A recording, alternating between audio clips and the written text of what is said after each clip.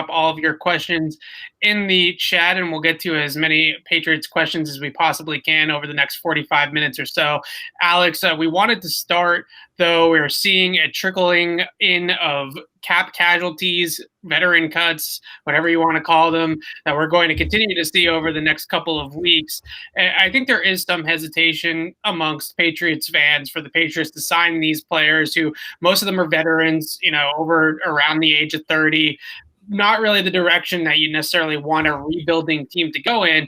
But I do think it's important to mention that you're not going to hit a big home run at every single position, right? You're not going to land a big splash player at every single spot. So in some places they might be better off re-signing a Kyle Van Noy and bringing him back, or signing a Kyle Rudolph and bringing him in here to kind of carry the load for Devin Asiasi and Dalton Keene, let them ease them into things. I think this notion that the Patriots should spend their cap is 100% true, but they're not always going to hit a home run. They're not always going to hit the big splash, not going to get every position of need filled with some $15 million free agent. That's just not realistic. So some of these mid-level veterans that have been released, I think, can be valuable to this team. Yeah, maybe there's this miscommunication that, we say this guy's a good signing, that guy's a good signing, that guy's a good signing, and there's an expectation that we mean together. Right. I think it's just kind of, pick and choose. It's asset management, right? What positions do you like in the draft? What positions do you think your guys will develop to the point where they can play 70, 75, 80% of the time at certain positions? Right. Out there on the trade market, so it's just balancing and kind of, these guys will be nice in a normal offseason, right? You'd have that. Which guys are going to play bigger roles internally? Who can we get in the draft that can impact right away? And sometimes you don't necessarily answer every question in that sense. This offseason is rare in that players are going to be available as 1-year stopgaps more readily than they usually are for that situation. And the Patriots are in a spot where they're one of the few teams who can take advantage of that. They're one of only 3 teams projected to have over $60 million in cap space, one of 5 projected to have more than $40 million in cap space. So, the reason Van Noy makes sense is, and we've talked about it, you're not going to take another young edge rusher. You have so many of those guys on the roster. There's not exactly as robust of a trade market there. So he's somebody you can plug in. Whereas, at wide receiver, the traditional free agent market's a little stronger. The draft's a little stronger. We've talked about trade potentials, anywhere from in Dallas, Michael Gallup. Right. So you don't necessarily need to look for the alarm there. Right. And I think you hit the nail there with a rookie second-year player. You hope that by his second or third year in the league, maybe he could play 75, 80, 90% of the snaps, depending on the position. But in all likelihood, you would much rather like to ease those types of players into their roles. And I think last year what we saw with a bunch of those rookie players, Duggar, Uche, Jennings, the 2 tight ends, is that they were swimming in it a little bit. The amount of information that was being thrown at them was a little bit overwhelming. And I think at times it affected their on-field play because they weren't able to play fast and be able to play free because they were constantly thinking of, am I doing the right thing? Am I in the right place? Am I playing assignment sound football? Whereas if you bring in a guy like a Rudolph, if you bring in a guy like a Van Noy, those guys can play immediate snaps for you in 2021 and make the 2021 Patriots a better football team. And you can worry about the 2025 Patriots with the guys that you take in the draft and the guys that you develop behind them. That's how the Patriots have always done it. They've always been a team that's been very heavy on that mid-level part of their roster, right? Those mid-level veterans that maybe from 10 to 35, the Patriots have had one of the deepest rosters in football for 2 decades. That's been their sweet spot. Now, it works a lot better when you have Tom Brady and Rob Gronkowski, right, and Stephon Gilmore and those guys at the top of the roster. But the idea is that you're going to do both, right? You're going to bring in those top of the roster guys, and you're also going to bring in these mid-level guys. You start to kind of stack some of those moves together. You bring in a bona fide wide receiver. You bring in, just for argument's sake, an Allen Robinson, and then you bring in a somebody on the defensive side of the ball to make an impact. And all of a sudden you have those 2 guys kind of leading the way. You solve the quarterback position, something like that. And then you bring in the Van Noys and the Rudolphs and those guys of the world. This 7-9 football team can turn things around really quickly if they get some of those big questions answered.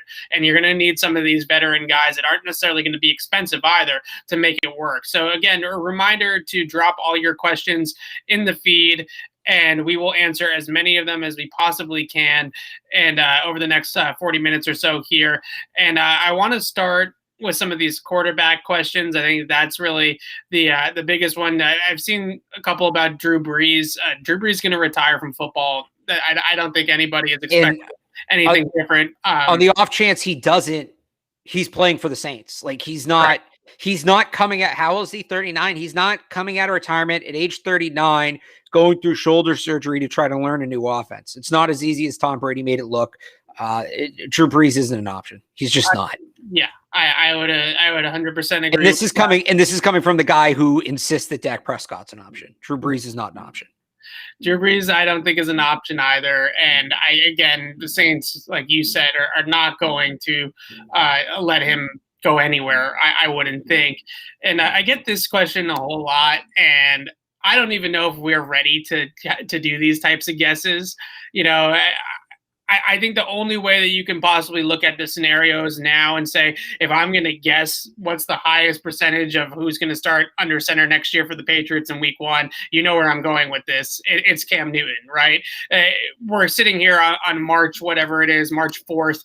We got a long way to go before we can start kind of really assessing what maybe is a logical plan for them at quarterback. But I think the idea of bringing back Cam right now, and I want to kind of stress this, is that you're bringing back Cam, if you do, as part of a room, as a part of a depth chart, right? You're not you would hope, like that's what they should be doing, right? But that's also what they should have done last year, and they didn't do. So we can't talk about that like that's the context Cam Newton's coming back in, because that should have been the context last year, and they passed on it.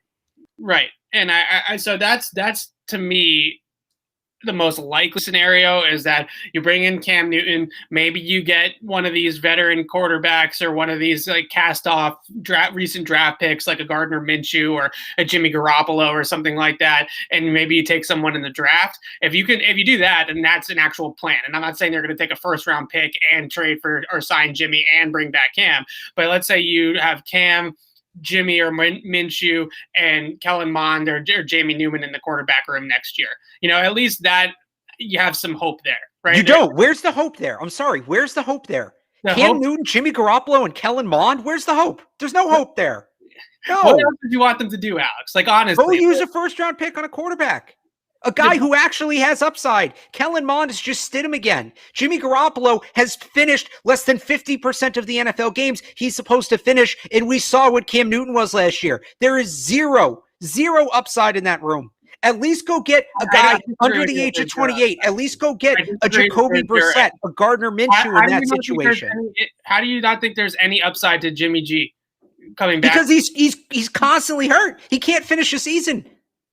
But you have to. Your upside is not always guaranteed, right? We're not always talking about. Okay, but fine. But there's right.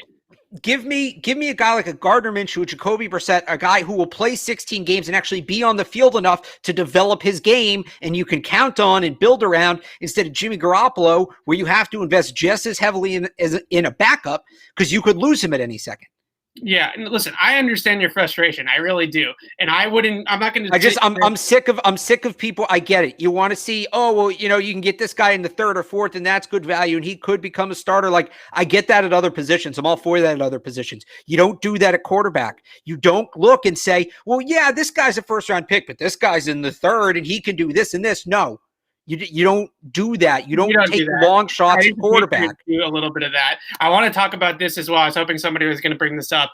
Chris Sims put Kellen Mond ahead of Justin Fields and Trey Lance in his quarterback rankings. I will say this for Chris Sims. He's been right about these things in the past, right? And I'm not saying he's going to be right about Kellen Mond, but he has been right about things in the past. He had Patrick Mahomes as his quarterback one in 2017 when nobody else did. He had Justin Herbert over Tua last year when nobody else did. So give him some credit for his evaluations of quarterbacks. He might not have been the best NFL quarterback himself, but it does feel like he does know what he's watching when he studies these guys on tape. I went back and watched a lot of Kellen Mond this morning because when Sims says this, instead of getting mad at Chris Sims, I just decided, okay, let me go back and watch the tape and see what he's talking about, right? Let's see if I can understand where he's coming from. And the one thing that you definitely see with Mond, there's no wow factor with Kellen Mond. When you turn on the tape with Trey Lance, there's a ton of wow factor, right? The mobility, the arm strength, the deep ball throws. You're like, wow, this guy is just a machine, right? Kellen Mond is more, actually, I would say, a system quarterback in the mold of a guy like a Mac Jones than somebody like a Trey Lance, where he ran a pro-style system under Jimbo Fisher. He ran it pretty smoothly and operated it pretty well. You can tell that he knows where his answers are. He knows where he's supposed to go in the progression. He made a couple of different throws that I saw that I thought were pretty good to the middle of the field, where his ball placement was thoughtful, throwing it away from defenders, protecting his receivers, things like that. He's got a ton of game experience as well, which is something that not a lot of this quarterback class has. So I'm just giving you the pitch of why people are a little bit higher on Kellen Mond as we get into this process. I'm not saying he's better than Trey Lance or Justin Fields, but that's the case, right? Guy that was a 3-year starter in a year where a lot of these guys, because of COVID, had very shortened careers, right? Trey Lance only a 1-year guy. Mac Jones like a year and a half. Justin Fields doesn't have a ton of starts under his belt either. And Mond has them. And on top of all that, you see some of the traits of a quarterback that makes good decisions with the ball, is decisive, gets it out quickly, back foot, one gather, throw the football, that type of thing, can get through a full field progression. There are some things to like about Kellen Mond's game in terms of him being in that second tier of quarterbacks. We're obviously not talking about them taking him in the top 15. Right. And again, once you say second tier, you just lose me. It's just, I feel like we're doing what we did with Jarrett Stidham again, but it's just preemptive, right? I don't think anybody was high on Jarrett Stidham going into that draft, and the Patriots took him. So everybody kind of had this moment where, oh, well, the Pats took Stidham needing a quarterback to replace Brady, so Stidham must be good, instead of just, the logical, they took a flyer on some guy who had, an impressive resume in terms of play time in the 4th round. And, all the Stidham stuff is revisionist. A lot of the stuff that was pumped about Stidham going into this year, you didn't hear until after the Patriots drafted him. And I think, like you said, Mond checks a bunch of their traditional boxes for the guys they'd be interested in. Yeah. And I think people are just kind of preparing themselves and talking themselves into Kellen Mond now that that's a possibility, instead of looking at it objectively. Sims is a little different because he's national, but at least locally, I think, not to take a direct shot at you, but, we walked away from the Senior Bowl and Mond was inaccurate. He wasn't getting the ball out quickly, all of that. And then we hear the report that the Patriots might not use a 1st-round pick on a quarterback. And suddenly people want to talk about why Mond is a good idea. Let's not let the pick dictate how we feel about the guy.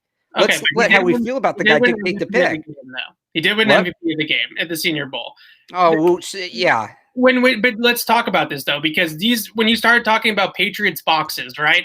3-year starter in the SEC, check. Pro-style system, check. Senior Bowl MVP, check. These are the types of things that they look for. They do not want as much as I love Trey Lance as a prospect, he would be completely outside of their box to go up and get a guy like Trey Lance because of his inexperience and his FCS level competition. That's not their type of guy, right? So maybe it's not Trey Lance then.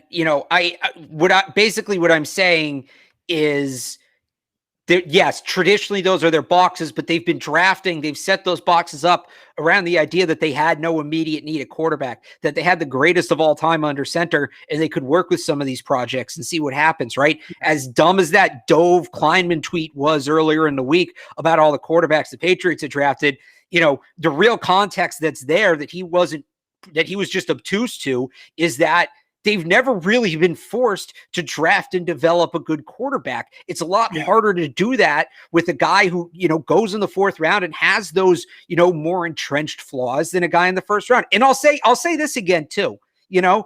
I truly believe if you think a quarterback is the guy, whether it's Lance, Jones, whoever, no price is too high to trade up and get him. But at the same time, if you don't think somebody's the guy, you don't think somebody's the guy. Never trade for a quarterback or draft a quarterback just to draft a quarterback. If they don't believe in Lance or Jones, just taking Kellen Mond because it says quarterback next to his name on their draft card isn't the answer. Use that pick to build up the rest of the roster because, a 3rd-round pick, still a top 100 pick. They still have a ton of holes. And then go out next year and get Phil Dracovic. Go out next year and get Sam Howell. Drafting Kellen Mond just because he's a quarterback and you need a quarterback, but you don't think the class is good, doesn't solve any problems. But it doesn't Phil Dragovic, Sam Howell, I can't even say his name yet. I'll get it down by next draft season. You can't. You're not ruling those guys out just because you take Kellen Mond in the 3rd or 4th round. No, you're not. But you have the Jarrett Stidham idea gets replaced by the Kellen Mond idea. But it's the same thing. But Jarrett Stidham is going nowhere. Kellen Mond, in all likelihood, is going nowhere. Why not just stick with Jarrett? Again, if quarterback was their only need, if quarterback was their only need, fine. But you have so many other needs on the roster. That's a top 100 pick. Drafting Kellen Mond just to improve your prospects of your long shot quarterback on your roster doesn't do anything. If that's what you want to do, go sign Cole McDonald. If you want a long shot quarterback, Cole McDonald. This is not a long shot. That's just a name. No, Cole McDonald's a long shot. I think the one thing, and we can move on from this Kellen Mond thing because we could yell at each other for another hour about this. When you watch him play at Texas A&M, and granted, he was in that system for 3 years. So by the 3rd year, he should have full command of that system. It was different systems because he went from right. Yeah. So I think he was with Jimbo for 2 of those 3 years or something like that. Yes. So by the 2nd year in the system, you'd like to hope that he had that kind of command. He had great command and great poise of what he was doing out there. He understood where he was needed to go with the football. He could get through the front side of a progression. It wasn't open. He can get to the backside read and figure out where the ball is supposed to go. Those are the types of things that, and I'll break it down. I think tomorrow I'm going to do a post on this because of what Chris Sims was saying. Those are the types of things that you look at and you say, okay, this guy gets it. You know what I mean? Maybe he's not the most accurate. Maybe he's not the most talented quarterback, but he gets how to play the position, and there's some value in that. That's all well and good for a backup quarterback, but you can't. It doesn't make sense to use assets to get a solid backup when you still don't have a starter and you still don't have, a starting defensive line and you still don't have your top 2 wide receivers, right? If you're so focused on getting a good backup quarterback before you filled out your all 22. Your 2 deeps. If you're focused on getting your backup quarterback before you fill out your 2 deeps, you're just putting the cart before the horse. You're building your roster backwards. Kellen Mond is look, is he talented? Sure. He's by no means unique. There will be Kellen Monds in next year's draft. There'll be Kellen Monds in the draft after that. There'll be Kellen Monds in every draft until the end of time. Is that you have to take some stabs, right? And it might not all be first round picks, right? But one of them should be. And they haven't done that yet. Take the first round stab before you take the 4th round stab. Let's take so here's, I think, a quarterback room that a lot of people are kind of clamoring for, could get behind, could be in support of, including yourself. Mac Jones and Ryan Fitzpatrick as the Patriots quarterback room. As of right now, I do not think the Patriots are super high on a guy like Ryan Fitzpatrick. I just don't think that they see what the need is, right? What's the necessity to bring in a guy like that, especially if you're going to pair him with Mac Jones? At that point, you're starting Fitzpatrick for 3 or 4 games and then turning it over to Mac Jones. So I think the conversation is more so about Mac in this scenario than it is about Fitzpatrick. We've talked about Mac a lot, but I think that we're hearing, and this is what happens when you get closer to the draft. We all know that, but you're hearing a lot more hype every single day about how cerebral and how the little things he does so well and all these little things that Mac Jones does in the pocket and the maneuvering of the pocket, the accuracy from the pocket. He is your classic clean pocket passing, accurate, deadly accurate at times passer. And that definitely checks a lot of Patriots boxes as well. Yeah, and again, with and maybe they see it differently. Ryan Fitzpatrick's a guy who's worked with a lot of young quarterbacks, has helped them along. He's seen so much. They might, I don't know, because they've never been in this situation, so it's hard to say. Right. The value in Ryan Fitzpatrick, even if he only starts 8 games, is that he's giving Mac Jones invaluable information that, he's not going to get if he's in a room with Jarrett Stidham, right? Yeah.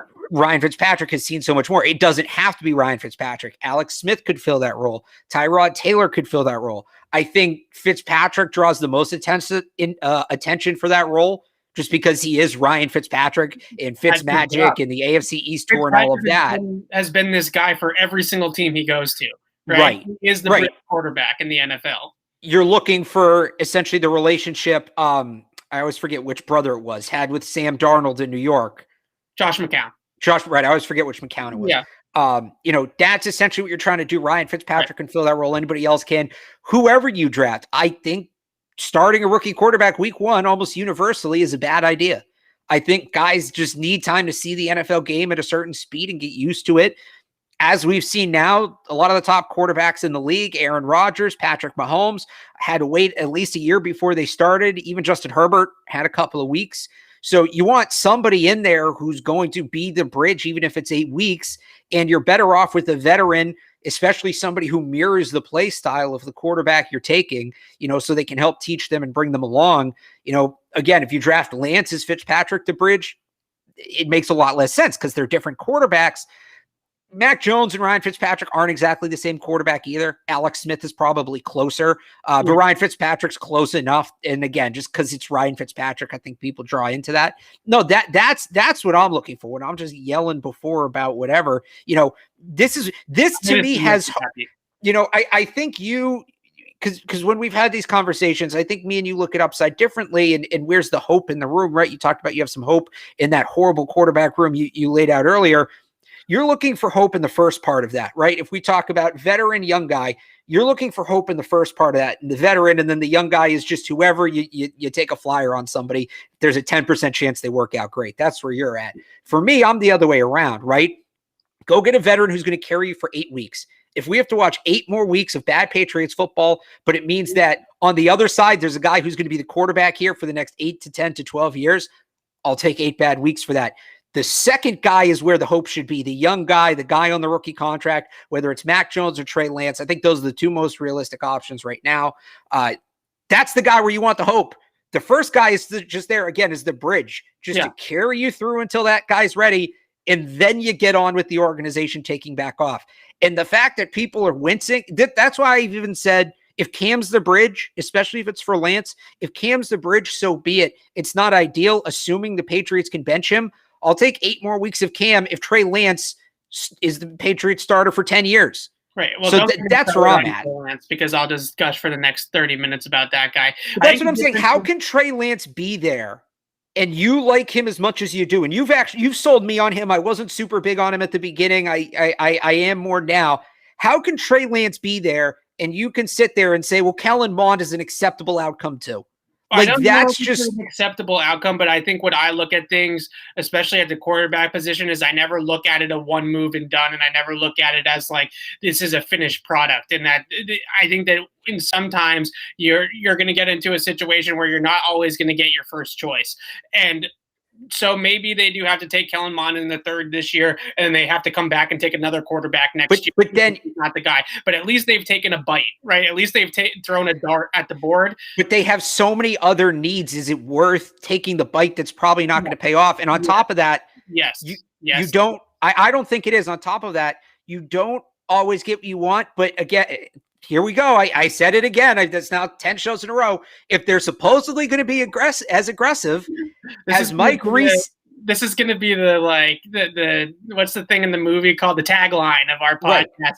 Right. Uncharacteristically aggressive. If they are going to, will make or break the offseason. If they're going to be as uncharacteristically aggressive as the reports state, then you should get what you want. Nobody, I've said it a million times before. I'll say it again. If you believe a quarterback in the draft is the guy, no price is too high to move up. We were debating last week. What was it? The extra first round pick to move up like 8 spots to get Lance, whatever it was from that Mel Kiper mock draft. If they truly believe he's the guy and he's going to be here for a decade and he's going to be winning playoff games, do it. Just do it. Don't say, oh, we got outbid. You shouldn't get outbid for the guy at that position. There's no reason that should happen. No, I understand where you're coming from. If they're sold on one of these quarterbacks, and I've said this all along, so I don't want you to get the wrong idea. If they're sold on one of these quarterbacks in the first round, you go and you get the guy. Whether it's Mac Jones is not necessarily the guy I would take in the first round, but if they like him, they have a lot more information on him than I possibly can. Not even taking out the Alabama stuff, right? Just the fact that they're an NFL team and I'm not. They obviously know a lot more about the background on the player than I ever will. So if they like Mac Jones, then go for it. Then that's the guy. If they like Trey Lance, then go for it. But if they don't feel great about any of these guys, and they don't want to trade a bunch of picks to go and get one of these players, and they want to take Kellen Mond in this draft. Maybe they bring back Jimmy G, or the guy that I'm going to pull up a question on next here, and they kind of keep on moving. They keep on moving forward. They don't look back with Cams and Stidhams of the world. We've turned the page there. Let's keep moving forward. This is another name in the quarterback discussion that is coming very, very popular. Fitzy, my guy from EEI, he's all over it for a while now. Gardner Minshew from the Jaguars. My question is, if you're the Jaguars, is you have a very, very cheap young backup quarterback on your roster as sort of an insurance policy to Trevor Lawrence. Why are you trading Gardner Minshew this offseason? That's the hesitation that I have with it.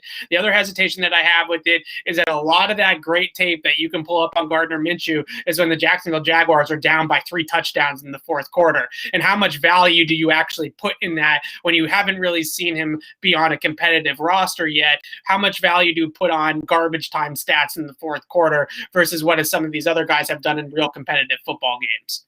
Yeah, I love Gardner Minshew. Don't get me wrong. I'm a big Gardner Minshew guy. Go Cougs. But I think he's kind of in between what the Patriots need. He doesn't quite have the upside where he's that young guy you can put the stock in and maybe he'll be the guy here for 8 or 10 years. Like, he's not quite there. But he doesn't have the experience. He's 24, 25, something like that. Yeah. Like every time I say his age, he ends up being younger.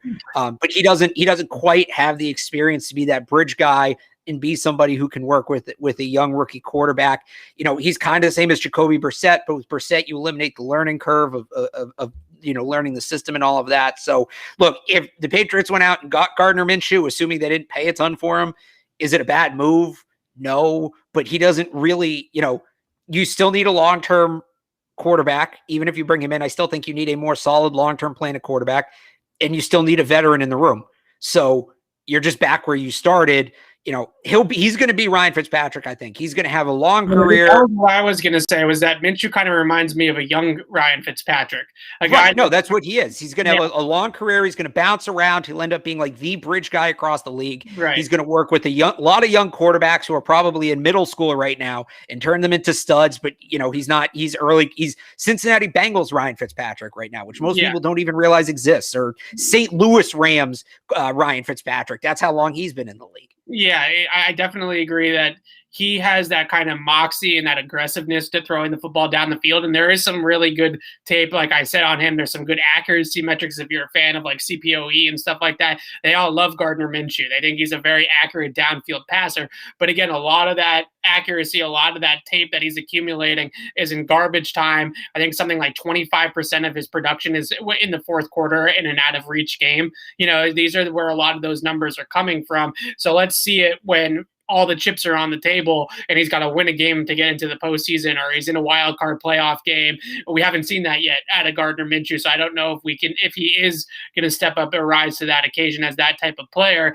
I don't think that Gardner Minshew is the answer, right? I don't think that you're trading anything for Gardner Minshew and saying problem solved. And that's what we're looking for here. We're not looking for, okay, this guy could be a decent starter for a couple of years in the league until they figure it out.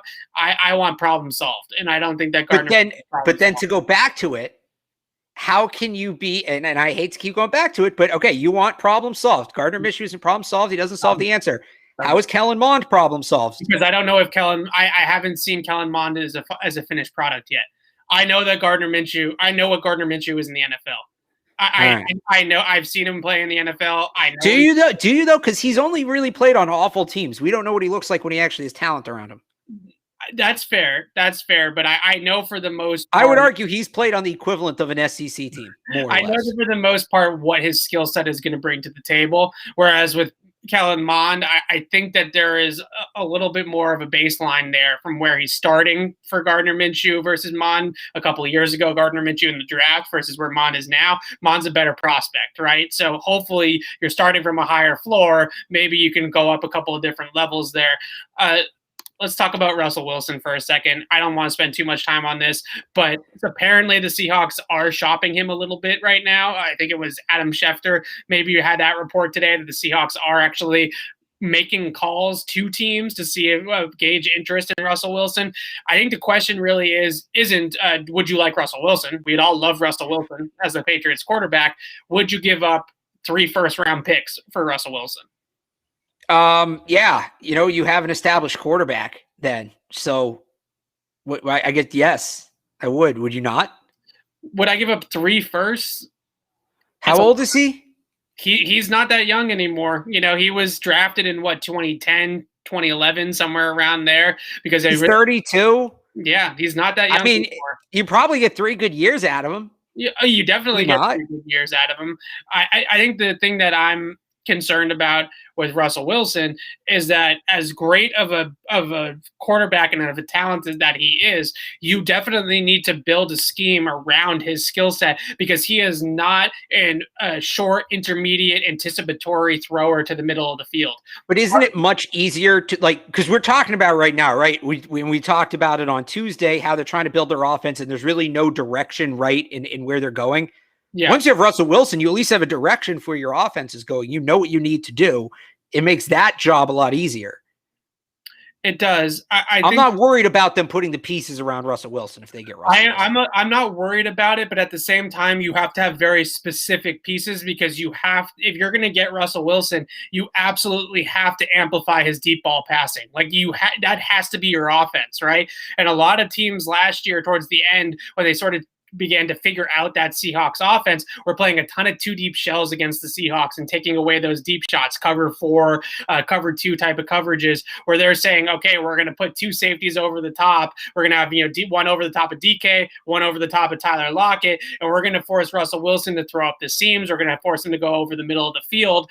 And I hate to bring this up as a guy that's not 6'4", but at his height, throwing the football over his line at the middle of the field level has been a little bit of an issue. It's also something that's been an issue for Kyler Murray for similar reasons, right? Seeing over the line, getting the ball out in that short and intermediate level between the numbers is not always easy for guys that are that height. So what does Russell Wilson like to do? He likes to move around. He likes to throw the ball deep. You have to build a scheme around that type of player. And I think the Patriots could do it, but you have to find your DK Metcalf, right? You have to find explosive big play guy that's going to get open behind the defense. If you bring in a guy like Russell Wilson and you trade 3 first-round picks for him, then you need to sign, I don't even know who you would sign in free agency. I guess like a Will Fuller, but I would even be cautious about that for obvious reasons. But you get what I'm saying. You have to go out there and get a bona fide deep threat. Otherwise, it's not going to work. Yeah, but I also think on the other hand, and maybe the first year is kind of tough as you try to figure the personnel out. But if Josh McDaniels can't build a system to make Russell Wilson successful, the Patriots have bigger problems than we realize. That's a top 5 quarterback. If you can't, as unique as his skill set is, if you can't find a way for that guy to succeed, you're in big trouble. I think I'm just so scarred by the Patriots' history of drafting wide receivers and trying to acquire wide receiver talent. But again, if you get Russell Wilson, those kind of veterans chasing rings deals are back on the table. I think Odell Beckham's on the table if you get Russell Wilson, right? A trade like that, right? Guys like that we've talked about. I think you certainly, let's say you do that move, then you swap Stephon Gilmore to Dallas for Gallup, and there's a guy who can make plays down the field. And okay, so here you go. You traded 3 firsts and Stephon Gilmore and I don't know, maybe like 2 seconds for Odell Beckham, and you gave up a ton of draft capital, but now you have Russell Wilson, Michael Gallup, Odell Beckham, and let's say they flip a 5th for Zach Ertz.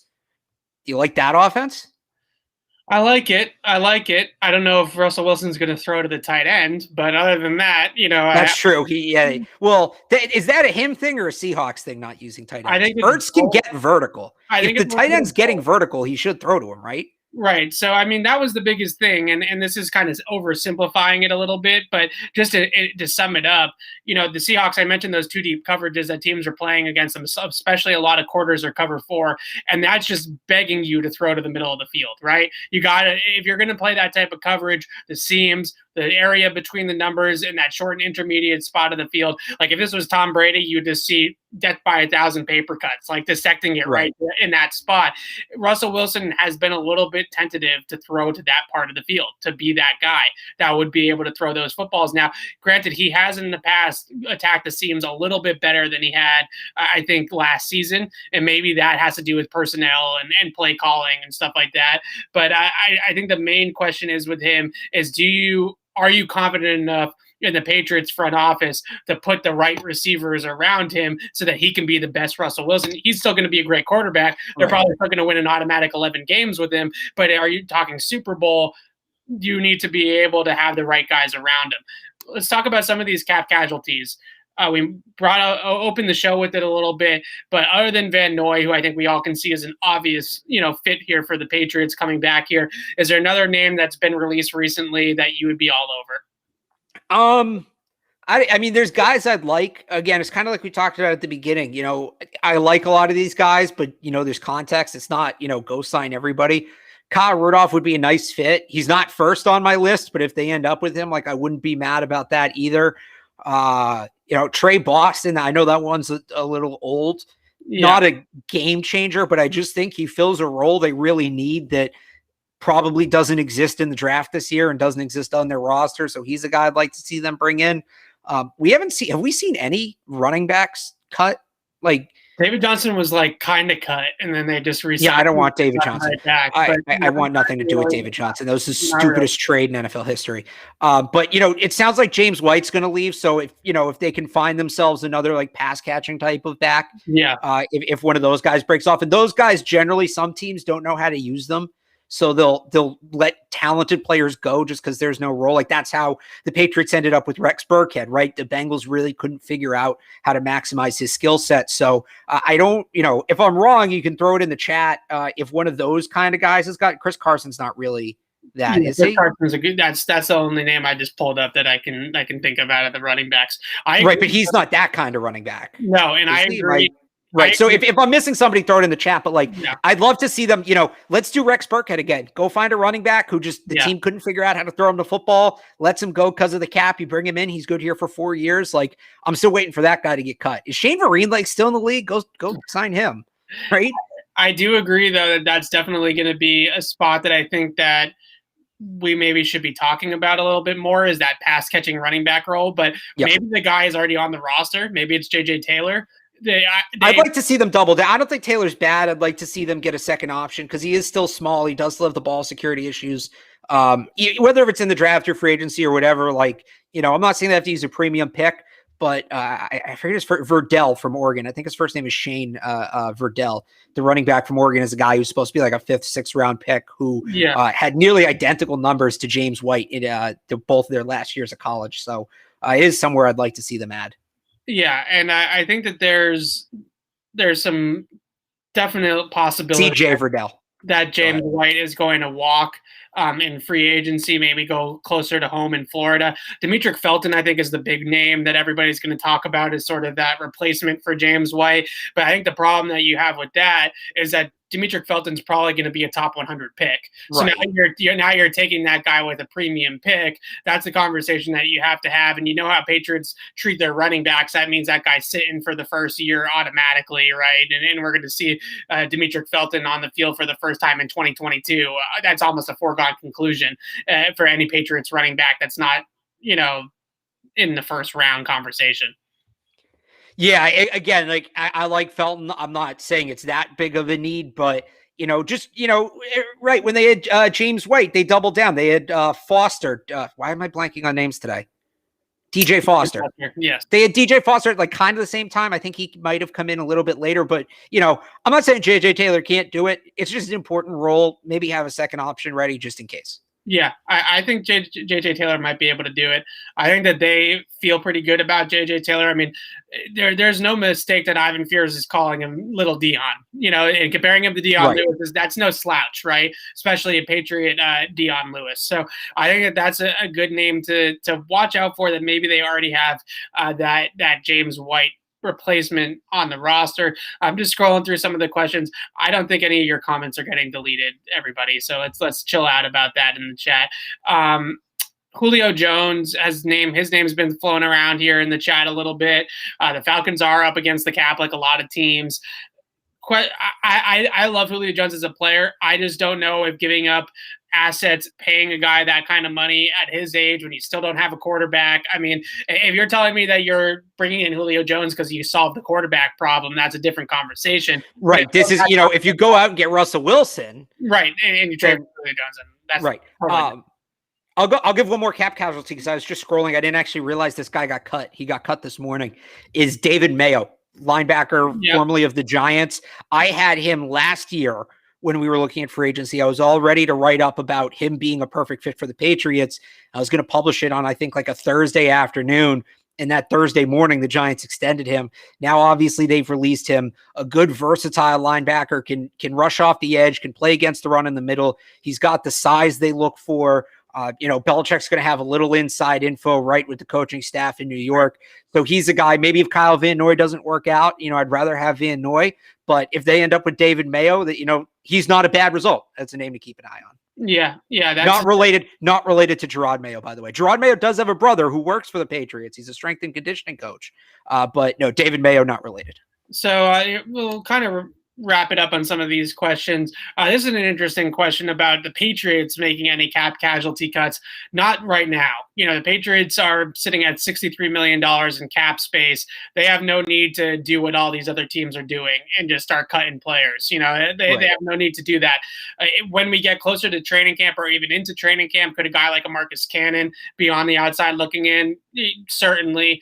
Maybe we could get really crazy, and a guy like a Dante Hightower, if he doesn't restructure his contract, might not be a cut candidate, but somebody that they could possibly move. But I don't think that the Patriots are going to be in on all of this crazy, cuts that are going on over the next couple of days. Right. On one hand, they have the cap space, projected third most in the league.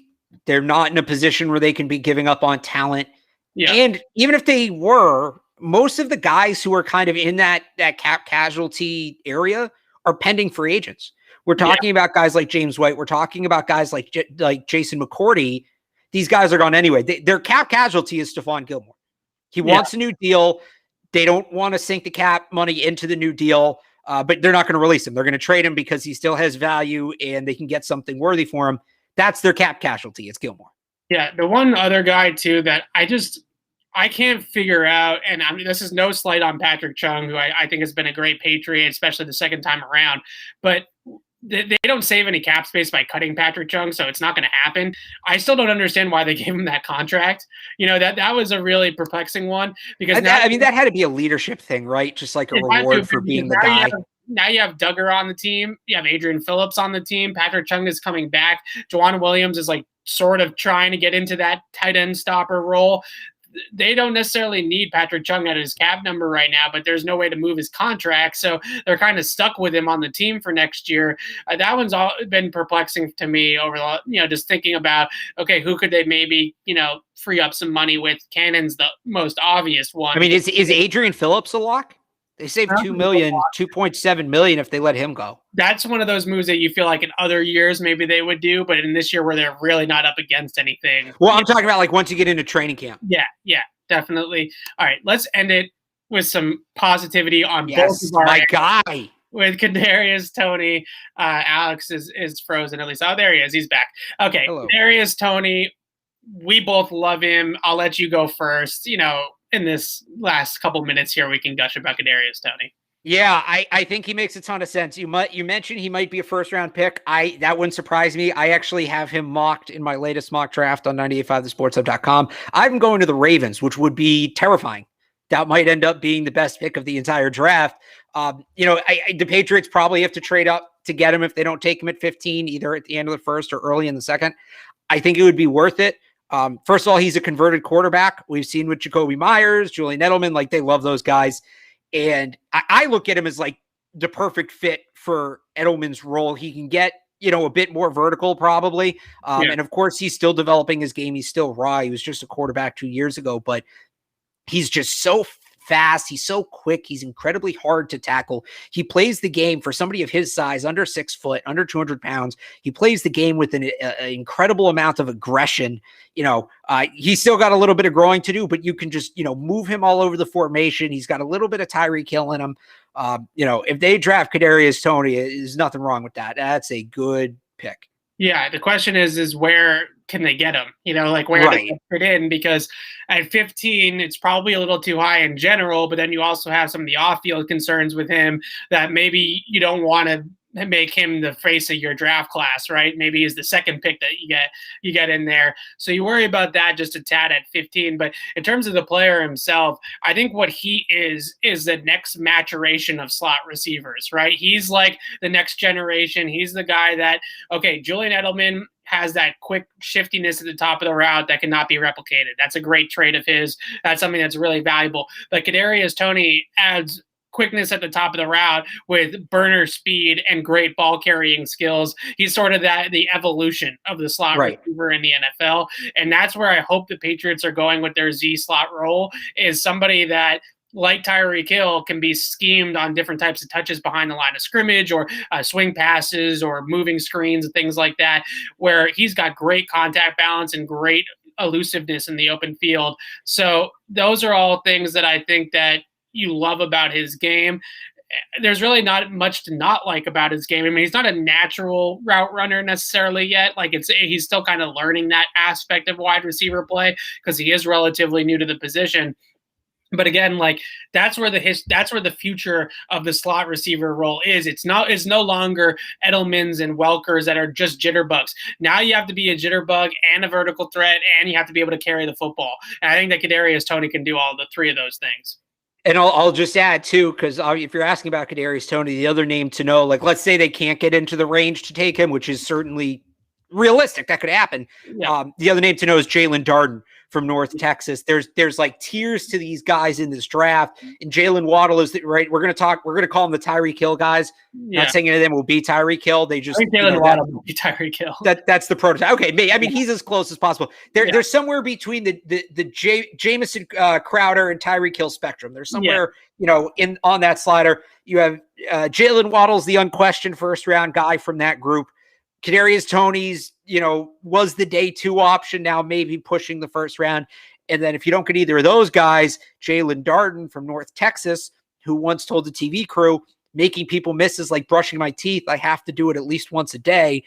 That's the third tier guy from that group. Is he as good as Kadarius Toney? No. Is there tremendous upside? And does he look like he's going to be a very fun player? Yes. So if the Patriots don't end up taking Kadarius Toney, which probably ends up happening, don't panic. Jalen Darden out of North Texas. The highlight tape's awesome if you want to go watch it on YouTube. Is the next guy to draft in that mold, I guess. Yep, absolutely. And we got to sign off, folks, but we are going to be back next Thursday. We'll answer all of your questions that we didn't get to today then. So come back right here, same time, same place. Join us next Thursday, and we'll be sure to get to some more of these questions. I appreciate all the questions that were coming in. Also, go listen to our Tuesday show, kind of more old school podcast format. We talked about offensive targets. We talked about some cap casualty type things. Kyle Van Noy broke that news on the air, so we were able to kind of talk about that right off the bat as well. So go listen to the Tuesday show. If you want more, we'll be back next Thursday with the Q&A. But until then, signing off for Alex Barth, I'm Evan Lazar. Thanks for watching, guys.